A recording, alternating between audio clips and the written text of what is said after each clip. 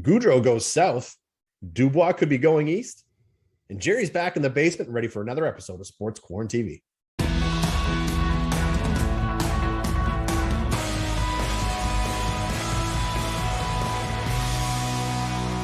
What's up, everybody? Welcome to another episode of Sports QuaranTV. Chris Dobson, Gerry Green back in the building, back in his basement as we sign it off. Gerry, it's good to see you, brother. Man cave, Chris. It's a man cave. Sorry.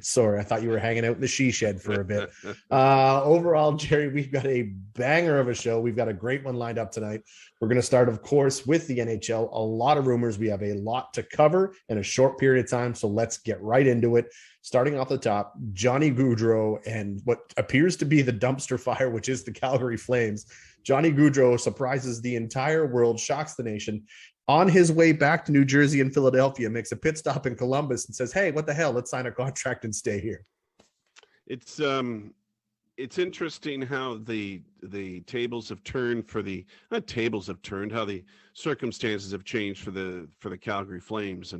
And the thing I don't like about this whole thing, I don't begrudge any player wanting to play where they want to play, where their family is going to be comfortable, where the tax situation might be better. COVID's been a challenge for everybody being south of the border or north of the border and trying to cross that border. My problem I have is Gaudreau doesn't give them any notice.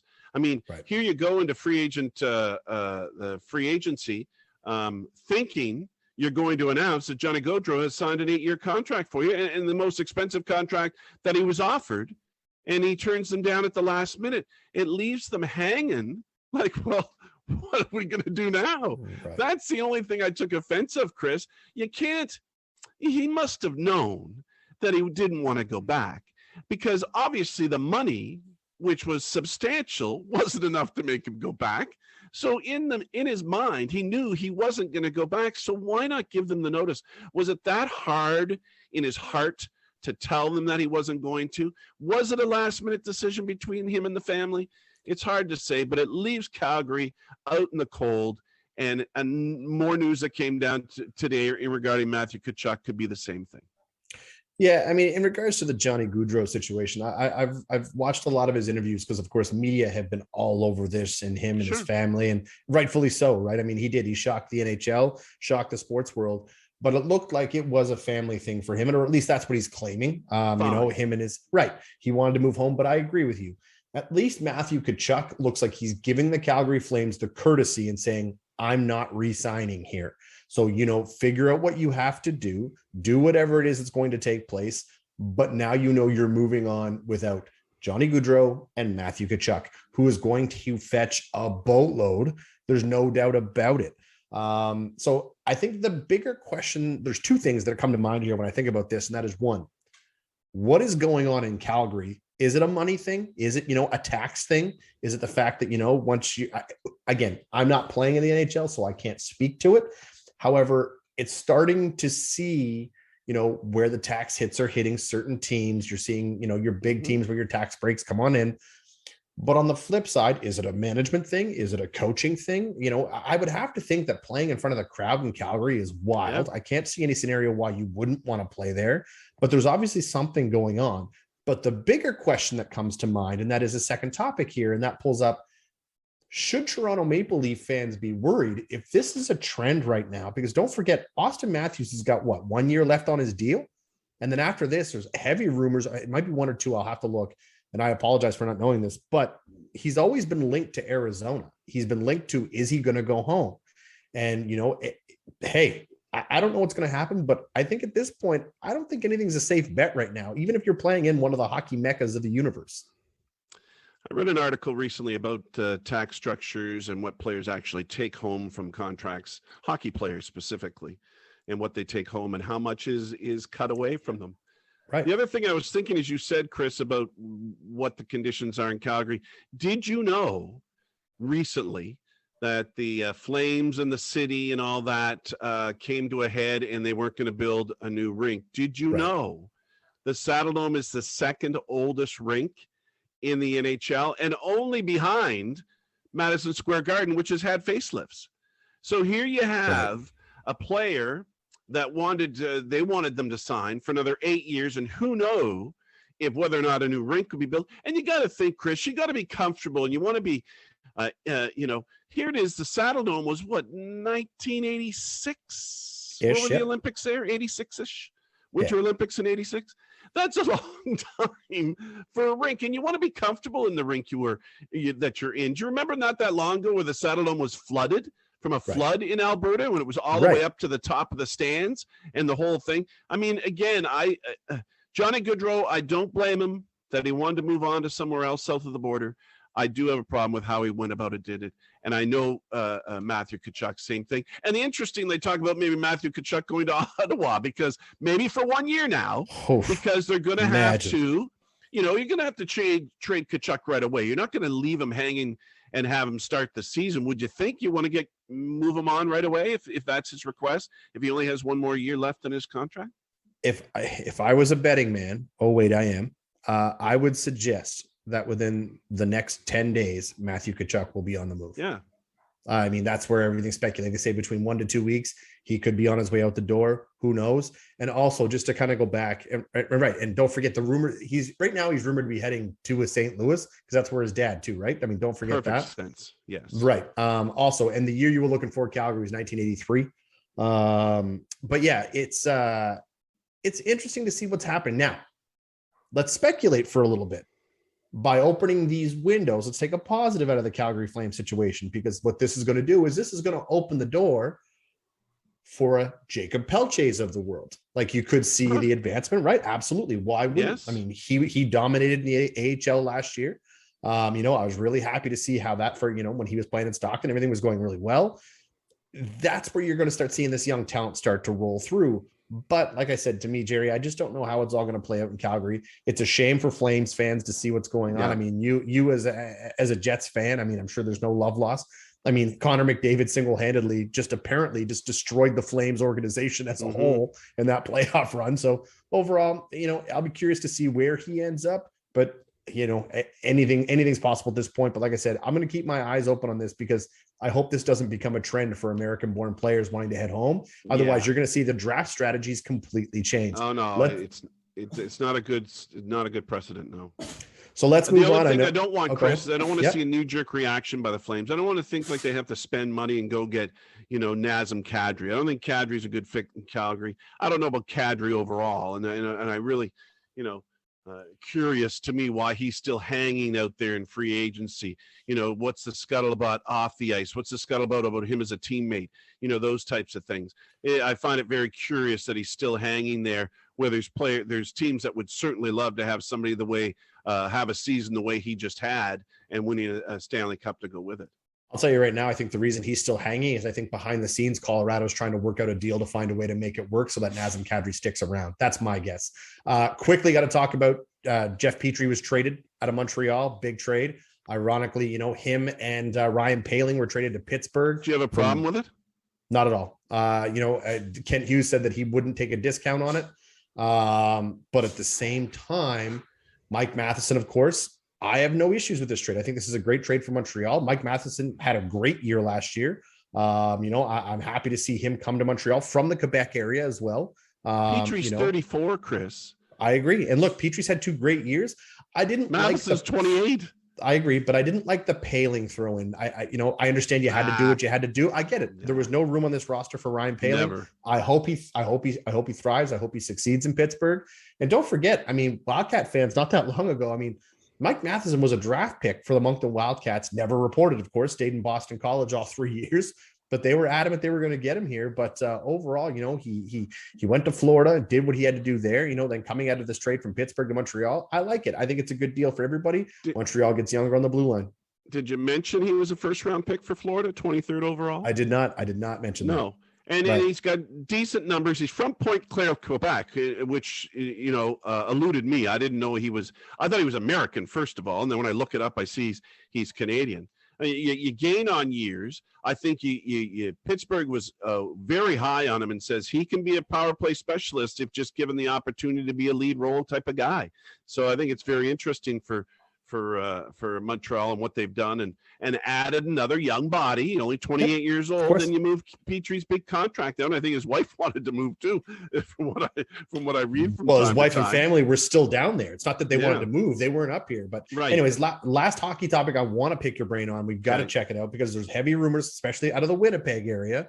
How does this rumor get started with Pierre-Luc Dubois wanting to come to Montreal? Which again, this thing started a year ago, but then all of a sudden his agent speaks up less than a week ago and says, "Well, he's not signed yet, so I can say it." What a bonehead move on his part, because he thinks that, what does he think? He's going to handcuff the Jets right now? The Jets are in a cranky mood right now, Chris. They haven't been able to move Wheeler. They haven't been able to move Scheifele, and I think they were trying to move either one of them because there's some sort of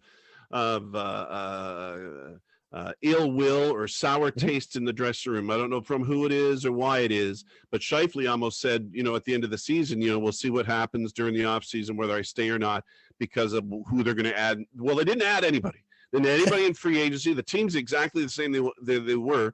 And then this Dubois rumor comes out. The Jets are cranky, and the management is cranky. Because how do you come out with this after giving up Line A and Roskovich, who went to Columbus with Johnny Gaudreau?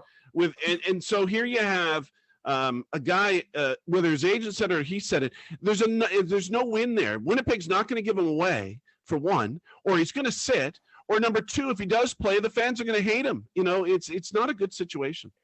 And Kent Hughes is not going to pay for a guy who's openly stated, my goal is to play in Montreal. That's where I want to play. He's a free agent in 2 years. Right. And the rumored deal on the table is the Jets want Nick Suzuki, and good for them. And I don't blame them at all. I'm not going to let my essential number one center walk away without acquiring a center in return. Anyways, apparently Nick Suzuki is the key piece here in the whole deal, but there's no way that they're going to trade Nick Suzuki after signing him for 8 years, rumored to be the next captain of the Montreal Canadiens. There's no way that's happening. If I'm Pierre-Luc Dubois, first of all, I'd fire my agent for the nonsense that just took place, because if it was his agent, you can't let stuff like this get out. You're not going to handcuff them. I don't know. Let's move on quickly, actually. And before we do move on, I was wrong. There is one more hockey topic that kind of came in quickly, and that is, of course, the news that came out with Hockey Canada today. The funding that was put aside for these allegations. Well, there's been a lot of recording. Well, Hockey Canada has come out today and says they will no longer utilize that funding, which was like registration funding. How that all works out, they're not going to use that to cover up sexual allegation charges. Good for them. I don't think they had to choose. I mean, this is a no-brainer for them. This is a bad look for Hockey Canada right now. It shocks me that they have a fund, first of all.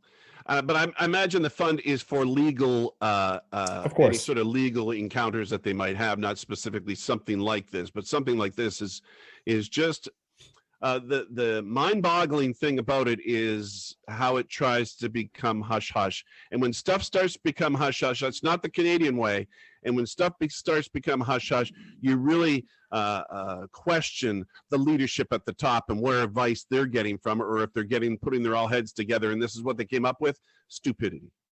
Yeah, I fully agree with you. And again, you're starting to see a lot of sponsorships drop out of this. You're starting to see how I'll be curious to see if this affects a World Junior tournaments that are coming up around the bend here not that long. I mean, this is a big deal for them, and it's a black eye on the sport. It's a black eye on the league, and the IIHF has got their hands full. Good luck with Hockey Canada on that, because don't forget, they're still fighting the Russian side of things as well right now. I mean, this is a challenge for them, but either way, I'll be curious to see how it all plays out. Hopefully when this thing all clears, because don't forget, this thing's already been cleared once back. It was like 2018. The police department got involved and said, look, as of right now, no charges have been laid. We're fine. We're moving on with it. Now they're reopening this thing. It's a bad look, but either way, at least they've started in the right direction. That is, they're not going to use that funding to cover it up anymore. But I agree with you. I don't think it should have been there to begin with. All right, let's move on to something more positive. Let's talk about the British Open, Gerry. I mean, what a finale and what a finish that was. Cam Smith comes out on top. What a win. What a win. The thing I loved about it was the way Smith and Young, both Cams, who were the last group in round 3, and neither of them played very well. And that's how Rory and Havlin had moved up, and they were the final group, and how they rebounded on the last day and just stayed consistent. And the saying's been said before, Chris, you drive for show, you putt for dough.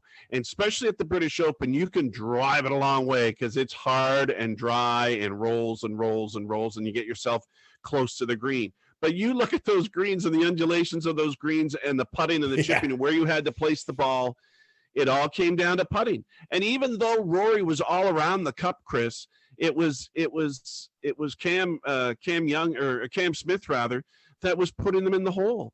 And the miraculous, and I saw it on 17, the infamous 17th hole where he missed it to the left, and he was going to have to come over that bunker, try to get onto the green. I said, well, he's going to bogey here, and then everything's wide open again. But doesn't he make a miraculous par with a 12-foot putt? It was all about the putting, and that's what the British Open's all about. And I love the fact that he came from behind to do that. And I really do enjoy, watching Cam Young play, or Cameron Smith play. So I know you're a stats guy. You love when cool things come on out. And I mean, what I thought was really cool too, so I'm not sure if you saw this or not, but Rory, the only player in golf history to hold a 54-hole lead, hit every green regulation and still on Sunday and then still lose. Now just think, if he was on the live 54 holes, he'd have won that thing. I'm just throwing it out there. And I thought it was very interesting, Chris. Cam Young puts it on the green and birdies, or did he eagle? Did he eagle 18? He eagled it. I thought he eagled it. Yes, he eagled it. If Cameron Smith hadn't parred 17, he would have been in a tie, and Roy would have been in a tie. It all came down to that 17th hole, and a par putt wins it for him. I found it very exciting. I love watching that type of golf. I love watching the creativity around the greens. That's golf. Okay, so sticking on the Cam Smith conversation for a minute, heavy rumors now states that he is also jumping ship to the LIV Tour. I mean, at some point you have to think, and I understand the majors aren't PGA sanctioned, so they get to make decisions about who plays and who doesn't, but you have to think a ruling is going to come down at some point. Do you think it's fair that the LIV players are still playing in these majors? I got to get your thoughts on this, man, especially with players look like they're jumping ship. I mean, look, it's starting to get wild for me. I think the PGA should start to get nervous. I don't know if fair is the right word, Chris.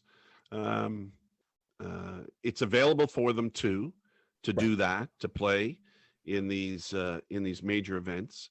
I didn't like the fact that the Open, they call it now, not the British Open, the Open, didn't want to have Greg Norman there. Greg Norman, two-time Open champion, was not welcome to come to the event. I thought that was pretty raw. And again, I flash back to you, Chris, about, the WHA and how they challenged the NHL, and how Bobby Hull, was the first guy through the wall, and he was the guy that had the blood all over him, and he was banned from that 72 series. He didn't play for a lot of NHL sanctioned type of events, and I understand why. But I don't know if fair is the right word. Is the PGA going to put enough pressure on these independent major events to plug that hole? That would be the big question. Because if you haven't noticed, Chris, they didn't talk about Dustin Johnson that much, even though he was in the top 5 throughout the Open. They kept the camera off him specifically, or I thought intentionally, and they didn't talk about him as much. Did you notice that at all? I absolutely noticed that. I was having a good conversation with a buddy of mine while we were watching the Open, and I'd made that comment. I said, it's weird and rare that, first of all, Dustin Johnson, not getting the camera time that he should be there, but I felt like you're right. He was in a top 5 situation, playing real good golf throughout the entire Open, was not getting any love from the media, I thought, or very little, which was a bit shocking for me. I think what happens for me, what happens now if somebody from the LIV wins one of these majors? Are their heads going to explode? I just don't understand. I don't know. It's not a good look for the PGA right now. Yeah. What about Major League Baseball All-Star Game, Chris? Did you watch that? Does the Derby entertain you? Does the game entertain you? Which part of it do you like or don't like?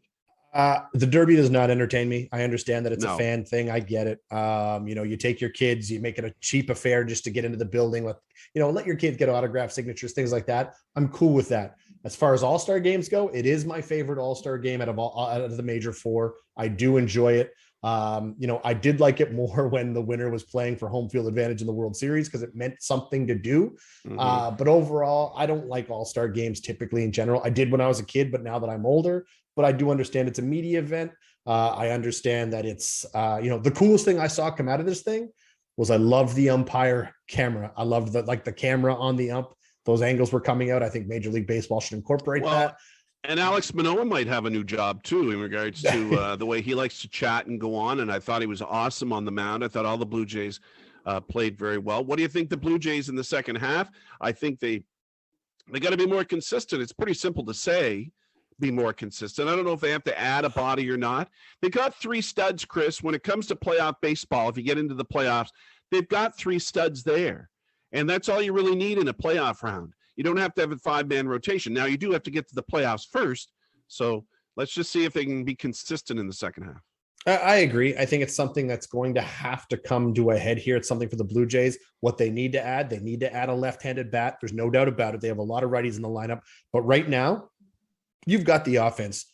Figure out your bullpen. Because if I'm a Jays fan right now, and again, we don't have time to get into it, but I can tell you right now, a lot of people are like, oh, should the Jays go after Juan Soto because he turned down that deal? No, You don't. Look, a left-handed bat would be great. Don't kid yourself. But all I'm thinking about right now is fix the rotation. I don't love the management change there, but they're doing a great job with what they have. The Jays, look, they're playing exactly where they are in the first half right now. No one's going to catch the Yankees. But at the end of the day, the Toronto Blue Jays are going to be just fine. They're going to make it into the postseason. They're going to win that one of the wild cards. They're all set. And either way, it's an exciting time to be a Jays fan right now. It's time for the wrap. And because you're back, we're going to start where you love to start. And of course, I need a senior baseball check-in, my friend. And about the Senior Baseball League steaming along. And of course, weather has been a factor for them lately. But an interesting development in the last week, the Charlottetown Islanders, who were sitting at 6-7, won 2 double headers, Chris, against St. John. Swept 2 double headers in back-to-back weekends to take over top spot in the Brunswick Senior Baseball League. All the other teams are clumped in around 500. So it was a fascinating development, and they won them 2 lopsided and 2 very close. But nonetheless, they find themselves in first place. And interestingly, this week, my games of the week is a doubleheader as Charlottetown goes into Fredericton to take on the Royals on Saturday. Rob Gronkowski's back in the news. Chris, is he retiring? Is he not retiring? Is he doing the Brady? What's going on? No, Rob Gronkowski, the future Hall of Famer, one of the best tight ends to ever play the game, for the second time in less than a week, has reiterated to all media outlets, I am done with football. I'm done. He says he's hanging him up.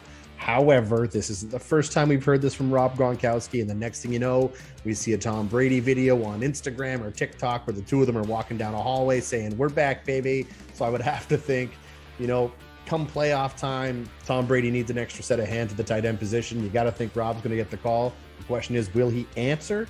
As of right now, he says no, claims he's retired. I guess we'll see and find out. Well, Jerry, another successful Touchdown Atlantic has taken place this week. Give us a CFL check-in. What's going on in the CFL? Yeah. It was fun, wasn't it? It was well produced. It looked good. They had all the TSN stars there to cover it, so I appreciated the effort that TSN put into the broadcast. And there was a little bit of animosity between the two teams before the game. Interestingly, last week, the East is still the weak sister and the West is the best. Winnipeg and Calgary played one of those epic games in Winnipeg, and the Bombers won and remain undefeated at 6-0. That was the game to watch. Saskatchewan and Toronto played in the Touchdown Atlantic, with Toronto winning. Interestingly, this week, again, my game of the week, Toronto and Saskatchewan play again, this time in Saskatchewan. It should be very interesting if the ill will is still going to boil over in that game. And that game's on Saturday night. Derek Jeter's in the news. He's got a show, Chris. What's it all about? So Derek Jeter's The Captain premiered after the Home Run Derby this week. Interesting concept of it. It looks like he's going for a Michael Jordan The Last Dance type documentary. I can't see any scenario where Derek Jeter, who, don't get me wrong, was one of the best to ever play his position, Hall of Famer, no doubt about it, first ballot, not even questionable. As a Red Sox fan, you got to love Derek Jeter and what he's done for the game. This concept to me is a little odd. I don't know if it's a money grab. I'm not sure what the situation is. I know in the US you can catch it on ESPN. Not sure about Canada yet. I haven't done a lot of due diligence on that front. But yeah, it's called The Captain. It's going to be an 8-episode series. Again, I can't see a scenario where Derek Jeter carries anything for 8 seasons other than the New York Yankees. Forget a series. But overall, yeah, I mean, if you're into that stuff or you're a Yankees fan, you want to watch it, I'd recommend you check it out. But for me personally, it's going to hit my do not watch list. Give me a MHL check-in, Gerry. What's happening here now with Maritime Hockey League? Well, just like we covered the Quebec Major Junior Hockey League draft, the MHL, the Maritime Junior A Hockey League, waits until that's done before they conduct theirs, of which they did last week. And we salute Marco Martin of the Moncton Flyers, who was taken first overall by the Edmonton Blizzard in the draft last week. A number of great players were taken throughout the Maritimes, and that's the league that it does. It develops Maritime players that not necessarily are going to make it to the Q. So they had their draft last week. And also, if you missed it, Troy Dumville, we know him very well. He is the new president of the MHL. He replaces Steve Dykeman. Dykeman was there during rough times, Chris. He started in 2019, and he guided the league through the COVID-19 pandemic. And so we tip our hat to him, and we welcome Troy Dumville under the umbrella of the MHL. And the All-Star Game just in LA, Chris, is it Toronto trying to get a hold of the All-Star Game? Interesting information is starting to circulate right now. Again, it's at this point still speculation, but exciting to think about nonetheless. Reports are coming out that the Toronto Blue Jays potentially could be putting their name in the hat for a 2027 All-Star appearance. All-Star Game to be hosted in Toronto. We had talked about it a little over a month ago, about some of the renovations taking place at the Rogers Center right now. So it looks like they're going to want to try to get their name in the hat after the renovations are completed. The renovations are set to complete over the next couple off seasons. The rumors are speculating that they could be elevating the outfield, so the bullpens are elevated a little bit, some adjustments there, offsetting the walls a little bit. Possible. I know that, the big rumor circulating right now is the bleachers, the lower bowl of the Rogers Center. If you've ever been there, the seats are all pointing straight instead of toward home plate, so you get a better vantage point of the game. I know that they're looking to do a lot of work down there, but overall, they haven't hosted an All-Star Game since 1991, Gerry. So this would be huge for Toronto, good for Major League Baseball. And I mean, if you look at what the Jays are doing right now, why wouldn't you want to host this thing in a couple of years? Either way, that's what we're hearing right now. As we know more, you'll know more. But as of right now, that's where we sit. So either way, that's how it's going to look. I'd love to see it for Toronto. I'd love to see it for Major League Baseball. I'd love to see it for Canada. Well, Gerry, it is good to have you back this week, man. Thanks. It's good to see your face. It's been a great episode. Thanks for tuning in, everybody. We'll see you next Thursday.